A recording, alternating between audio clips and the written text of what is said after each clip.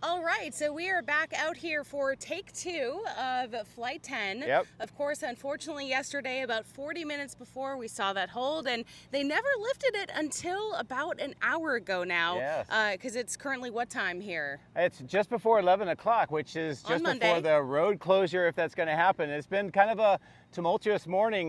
Throughout the night, they had to replace some parts. We had some thunderstorms. They were doing a lot of work up at the ship QD. We weren't sure are they going to launch or not.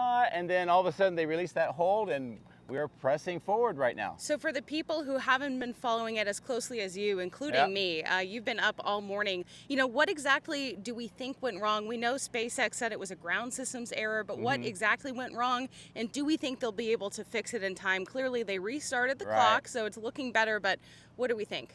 Well, it looks like that during the propellant loading yesterday, at about 40 minutes or so before launch, a leak in the liquid oxygen umbilical cord. I can't say that very well. It's but, early. Yeah, I know. But it seems like that developed. So they stopped the countdown. They had to depressurize. They went up, and then overnight they had to replace that entire large pipe. And we're talking something that's about 90 meters or 270, 300 feet in the air working on this. Yeah. And it's just out of sight behind us here, but it's what connects to the ship to allow them to put the liquid oxygen and methane and everything else on there. So some people might ask, is this related to all the work they did for the static fire and all the changes with the booster quick disconnect? And the answer is no. This is actually the ship one way up and it was never really affected. So it just looks like it developed a leak.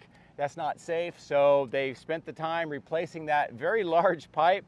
And they're right now in the final processes of doing that testing. And they're going to have to make sure it's purged and maybe a quick leak check. But they are pressing on for the launch as far as we know right now. And, weather was a factor originally, and that was great yesterday, and Yeah. hopefully will be as well this evening. Right. Well, Good enough. right now it looks like it's going to be really good. We have a lot of blue skies, a little bit of fluffy clouds. The winds are great. It's going to be a little bit warm and humid, but otherwise it looks really good. We might have a cloud deck, but otherwise I think visibility is going to be great. Yeah, is there anything else different, from yesterday, or basically same time, same place? They're going to open up that 60-minute window Right. at 6:30 p.m. Central Time. Correct. Nothing else really has changed No, other than the day. The only thing that's a little bit odd is that they're doing all of this work within that 12-hour window that they like to have it kind of pristine go. before the launch. So they're really pushing hard. I think this is just a Yeah. great indication of the resilience and the determination that SpaceX has to try to get this launch going. I know that they're going to be ensuring that it's safe, but they are also pressing ahead quite impressively to get this going. Well, and yesterday, about an hour before we were supposed to go, Elon got into town, and Yeah. so now he's presumably here, and so we won't have any delays, or it's nice to have him here at Starbase. I'm sure that motivates the team. I'm sure it does. Yesterday was a little weird, him being late, getting close to the launch time. They wanted to do the technical update.